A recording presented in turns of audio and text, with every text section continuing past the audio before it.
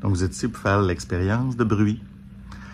Je vous montre l'équipement et je vous explique l'expérience. Vous allez voir en arrivant 7 petits Arduino. Il y en a un par équipe. La partie importante, c'est qu'en fait, vous allez les brancher. Puis aussitôt qu'ils vont être branchés, je vous montre, par exemple, on peut les brancher dans un port USB, mais on peut aussi brancher un power supply directement. Donc, je le fais. Aussitôt que vous le faites, la diode va s'allumer. Là, c'est pas super évident comme ça, mais je vous dis, la diode clignote. En fait, la diode clignote à tous les dixièmes de seconde environ. Donc, vous allez mettre un détecteur, vous allez regarder le signal, vous allez trouver une façon de gérer le bruit, puis vous allez me dire la différence entre le mode élevé et le mode bas.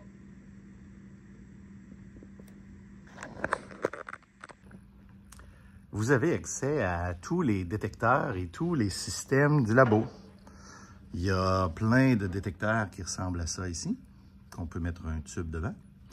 Il y en a de toutes les sortes. Il y en a différentes sortes. Si vous venez ici, vous allez voir, il y a plusieurs détecteurs. Il y en a ici, il y en a vraiment beaucoup.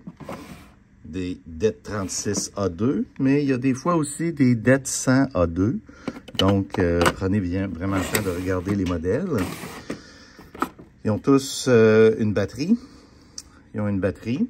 Puis, ils ont aussi un on-off. Donc, on peut vérifier la batterie pour s'assurer que tout est correct. On a évidemment des tonnes d'oscilloscopes. On a les vieux TDS 1002. On a les TDS 3052. Puis, on a aussi d'autres systèmes qui ne sont pas des oscilloscopes. Vous pouvez prendre, en fait, des Arduino, si ça vous tente, pour prendre vos données. Il y en a plein. Vous pouvez prendre des petits Arduino Uno.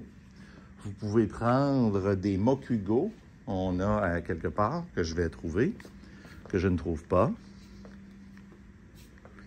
Je ne trouve pas les Mokugo, mais nous avons un ou deux Mokugo, qui sont des appareils de prise de données rapide. On a aussi des Lapjack qui permettent de prendre les données directement sur le détecteur. Alors, il y a plein de solutions. On a la lumière ici. Puis, la lumière représente vraiment une expérience. Donc, on peut s'imaginer que on mesure l'émission de la lumière d'un matériel. Puis ensuite, on part l'expérience. Donc, on fait quelque chose, je ne sais pas moi. On le chauffe, on envoie un autre laser dessus, on le comprime, je ne sais pas, n'importe quoi, on met du courant, n'importe quoi, mais il va y avoir un changement de la luminosité de notre expérience. Et si l'expérience, c'est une diode, c'est moi qui la contrôle. Mais finalement, il y a un moment qu'on va appeler qui n'est pas l'expérience, donc qui est le background. Puis ensuite, on peut dire, oui, je commence l'expérience. Puis là, ben oui, la lumière va changer. Donc, quand on fait une expérience, c'est vraiment souvent comme ça qu'on va faire ça. Puis, on va utiliser des signaux on va synchroniser, on va dire, je ne suis pas en mode expérience. Et oui, je suis en mode expérience. Donc, la façon que j'ai simulé ça ici, c'est que j'ai le système vous donne un signal qu'on appelle un signal de synchronisation qui va dire, oui, l'expérience est commencée quand la valeur est à 5 volts ou à vrai, puis non, l'expérience n'a pas lieu, puis ça va être à 0. Donc, je les connecte, puis je vous montre de quoi ça a l'air. Donc, j'ai connecté l'oscilloscope, donc le signal qui est en rouge, qui va sur la pin numéro 4, qui est la pin de synchronisation, qui est déjà identifiée sur tous les Arduino. Puis ensuite, on mesure l'autre, le ground, qui est directement connecté sur le ground.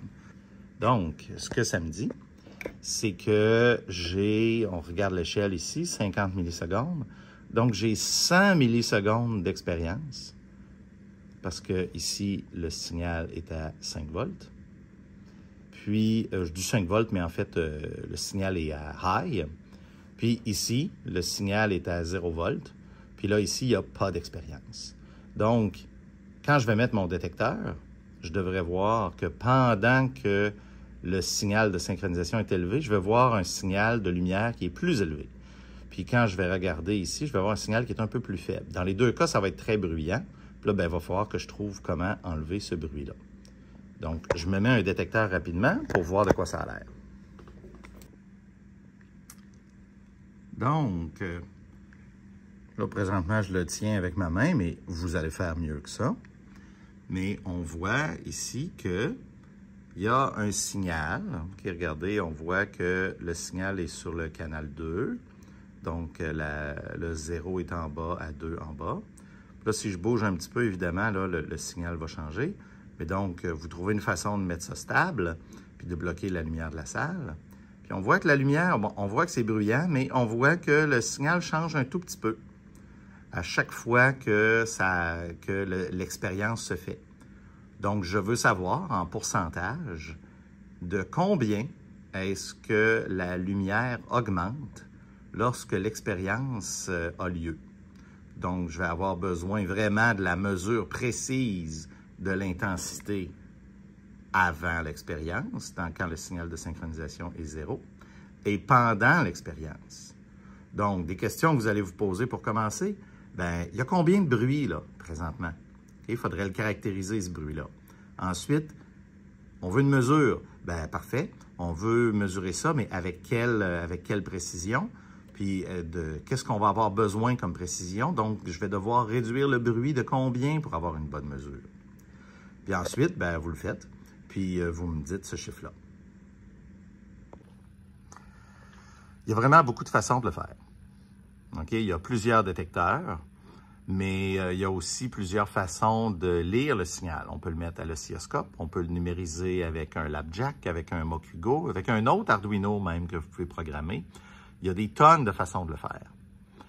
Puis, même avec certains oscilloscopes, vous pouvez prendre les mesures, puis même les amener sur votre ordinateur. Ensuite, les TDS 3052 ont une clé USB où on peut télécharger les données. Les TDS 1002, il faut le faire par connexion en arrière, puis c'est pas simple, donc on le fera pas. Je vous demanderai d'utiliser le TDS 3052 si vous voulez vraiment les chiffres, ou un Labjack, ou un Mokugo, ou un autre Arduino. Voilà. Si, pour une raison ou pour une autre, vous avez de la misère à allumer ou à brancher les Arduino, les Do, il y a plusieurs façons de le faire. Bon, ça prend un USB particulier, là, je ne sais pas c'est lequel, comment il s'appelle, USB mini, USB micro. En tout cas, ça, on n'a pas des tonnes de connecteurs comme ça. Mais on peut aussi brancher directement un power supply dedans. Puis ça, on en a plein. Le power supply peut être n'importe quoi entre 7 et 12 volts. Puis sinon, on peut brancher directement un 5 volts sur la pin qui s'appelle VIN. Mais là, il faut vraiment mettre 5 volts. Puis ça, ben, on peut aller les chercher de plusieurs façons. Je vous montre ça. Donc, il y a des power supply comme ça ici. On vérifie avant de les brancher, pour pas tout péter. On regarde. Oups. On regarde comme ça. Qu'est-ce que ça dit? Ça dit 12 volts. Parfait. Super. Puis ça dit que le signal, le 12 volts est en fait sur la pin centrale, ce qui est assez standard.